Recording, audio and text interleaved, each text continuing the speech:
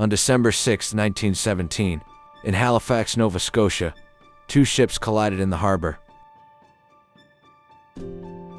One of them was the French cargo ship SS Mont-Blanc, carrying thousands of tons of explosives. After the collision, the Mont-Blanc caught fire and began drifting toward the city. Crowds gathered along the waterfront, watching the burning ship. They had no idea what it was carrying. At 9:04 in the morning, the ship exploded. The blast destroyed buildings, shattered windows miles away, and devastated.